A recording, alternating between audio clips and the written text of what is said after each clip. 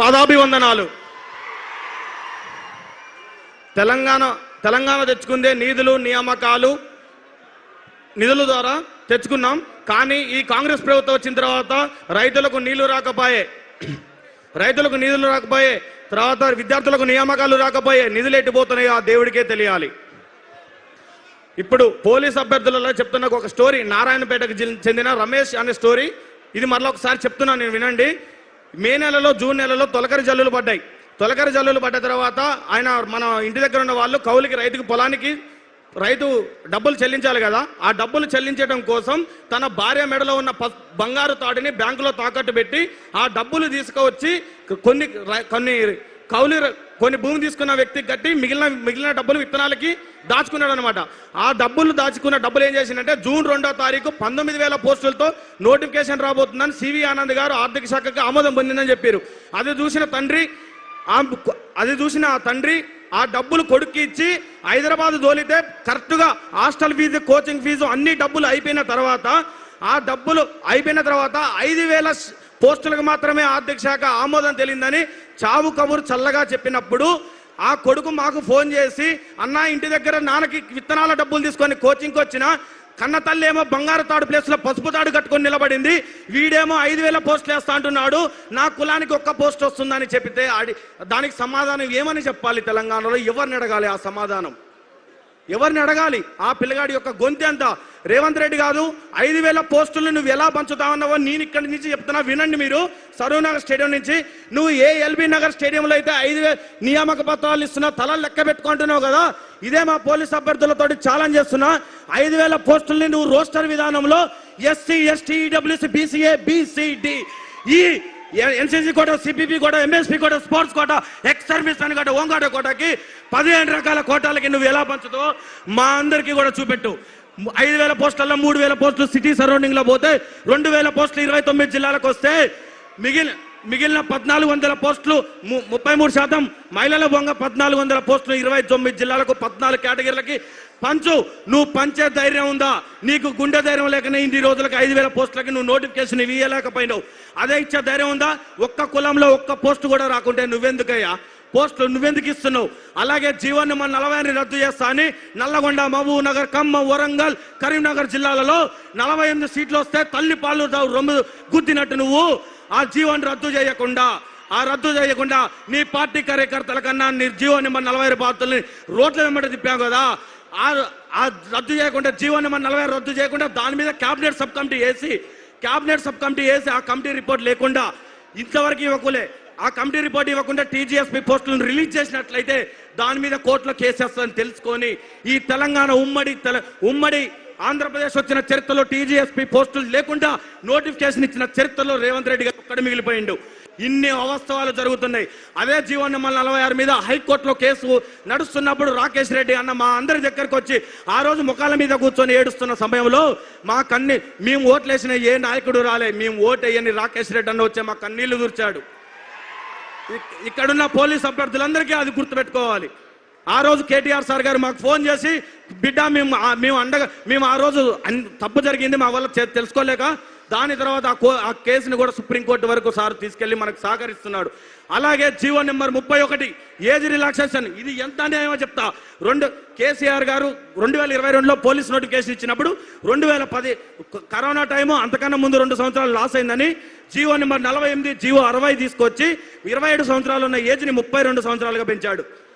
నేను అంతకన్నా గొప్పని కావాలనే ఉద్దేశంతో జీవో 31 తీసుకొచ్చి 32 సంవత్సరాలని 34 తీసుకొచ్చాడు. 2024 ఫిబ్రవరి 7 నుంచి 2026 ఫిబ్రవరి 7 వరకు ఈ 2 సంవత్సరాల కాలంలో పోలీస్ నోటిఫికేషన్ వచ్చిందా? ఆ జీవో చెల్లని జీవో చరిత్రలో నిలిచిపోయింది. ఏ దరిద్రుడైనా ఏ మూర్ఖుడైనా ఏజ్ రిలాక్సేషన్ పెంచుతాడు కానీ జీవో అది గ్రహించిన సుధీర్ రెడ్డి గారు, మన ఎల్బీ నగర్ శాసనసభ్యులు, ఆ జీవోలు ఎవడు చూడని అనుకున్నాడు. కానీ నిరుద్యోగ సమస్యల పైన కొట్లాడే సుధీర్ రెడ్డి అన్నగారు ఆ జీవోని పరిశీలించి వెంటనే ప్రెస్ మీట్ పెట్టడం ద్వారా నైట్కు నైటే జీవో నెంబర్ 87 రిలీజ్ చేసి 34 సంవత్సరాలు ఉన్న దాన్ని 32 సంవత్సరాలు 27 నుంచి 32కు పెంచాడు. అంటే నీ అన్యాయాన్ని ఎవడు ప్రశ్నించలేడా? ప్రశ్నించడానికి వస్తాడు, తరానికి ఖచ్చితంగా ఒకడు ప్రశ్నించేవాడు వస్తాడు. ఆ ప్రశ్నించడానికి వచ్చిన రోజు నీ పార్టీ కూక్కడ వీళ్ళతో సహా పెకిలించకపోతుంది. ఒక్కరోజు దిల్సుఖ్నగర్ వచ్చినా మా పోలీస్ అభ్యర్థుల కష్టాలు తెలుస్తాయి. హాస్టల్లో అన్నం తినలేక సాయిబాబా టెంపుల్ అర్ధాకలతో అలమటిస్తూ స్టడీ హాలల్లో వెన్నుముక అరిగేలాగా కూర్చున్నా నువ్వు 5,000 పోస్టులు వస్తాయని చెప్పిన రోజు మా గుండె పగిలిపోయింది కదా. ఇచ్చిన వినతి పత్రాలు చిత్తు కాగితాల లాగా చెత్త బుట్టలోకి వెళ్తుంటే సమస్యకు పరిష్కారం ఎక్కడ దొరుకుతుంది? ఎవడిని అడిగితే పోలీస్ అభ్యర్థులకు న్యాయం జరుగుతుంది? హోమ్ మినిస్టర్ సీఎం దగ్గర పెట్టుకున్నాడు, బోర్డు డీజీపీ ఆఫీస్ దగ్గర పెట్టుకున్నాడు. మేము చెమట చుక్కలుగా వచ్చిన ఈ తెలంగాణ గ్రామీణ ప్రాంత పోలీస్ అభ్యర్థులు ఎవరి దగ్గరకు వెళ్ళాలి? సీఎంని కలవనిస్తారా? బోర్డులోకి రానిస్తారా? అంటే మేము ఎవరిని అడగలేమని కదా. రాజ్యాంగం కల్పించిన ఓటు హక్కు ఉంది కదా. నువ్వు వస్తావు కదా మళ్ళీ మా ఇంటికి. ఆ రోజు నీ పతనం నీకు గోరి కట్టే రోజు దగ్గరలో ఉంది. గుర్తుంచుకో, నువ్వు మమ్మల్ని ఎంత మోసం చేసినావో కడుపులో అదే రగిలిపోతుంది. ఇంకొక చివరిగా ఒక విషయం, కేసీఆర్ గారితో ఎప్పుడు నువ్వు పోల్చుకుంటావు కదా. 5,000 రైతు బంధు ఇస్తాను, నేను 6,000 ఇస్తా అన్నావు. నేను పింఛన్ 2,000 ఇస్తా అంటే 4,000 ఇస్తా అన్నావు. అదే కేసీఆర్ గారు 47,000 పోలీసు ఉద్యోగాలు ఇచ్చాడు.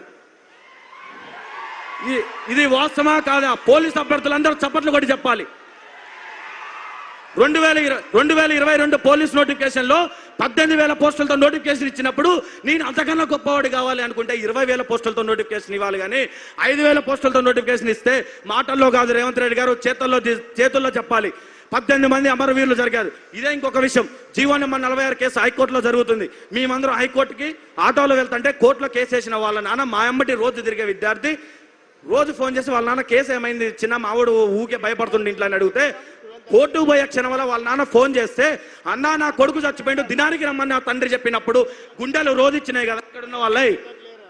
ఇంకొక విషయం, ఆ రోజు బస్సు యాత్ర కోసం ఇదే ఇంద్రానాయక్ అన్న, ఇదే నవీన్ పట్నాయక్ని, ఇదే శంకర్ని, ఇదే శంభుని, ఇదే చెర్రి ప్రవీణ్ని, ఇదే బుక్యా కుమార్ని నువ్వు గద్దల్లాగా వాడుకున్న రోజు మీకు దేవుళ్ళలాగా కనపడ్డావు. కానీ ఈ రోజు మేము దెయ్యాలలాగా కనపడుతున్నావా?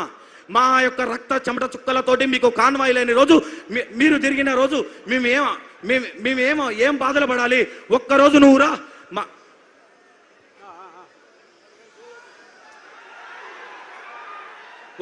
ఒక్కరోజు నువ్వు వచ్చి మా అవస్థలు పడు. 33 రోజులుగా దేవుణ్ణి ప్రార్థించినట్టు నిండే ఎండలో కానీ వర్షంలో కూడా దిల్సుఖ్నగర్లో మొత్తుకుంటుంటే మా యొక్క ఆర్తనాదాలు విని నువ్వు ఎండ్రిని తాగి చచ్చిపోమంటావా? నువ్వు నన్ను కన్నవా? నువ్వు నాకు అన్నం పెట్టినవా? నువ్వు ఎవడివిరా నన్ను చచ్చిపోమంటానికి? బాయిలో దూకి చావమంటావా? నీకు ఓటేయడం కోసం ఇదే జీవో నెంబర్ 46 బాధ్యతలు నీకు పోలీస్ అభ్యర్థులు నువ్వు అనుకుంటున్నావేమో. చరిత్రలో పోలీస్ అభ్యర్థులతో పెట్టుకున్న వాళ్ళు ఈ తెలంగాణ రావడానికే 2009 October 9 police GO 14 free zone కోసం కేసీఆర్ గారు దీక్ష చేస్తేనే నీ ప్రభుత్వం కూలిపోయి 2014లో వచ్చింది. గుర్తుపెట్టుకో, పోలీస్ అభ్యర్థులతో పెట్టుకున్న వాడు ఎవడు కూడా చరిత్రలో మిగలేదు. 15 లక్షల మంది అప్లికేషన్స్ ఇంటూ 3 అంటే 45 లక్షలు నీకు కుక్కడ వేలతో సహా పికిలించబోతాయి. నేను ఇంకొక విషయం చెప్పాలనుకుంటున్నా. ఆ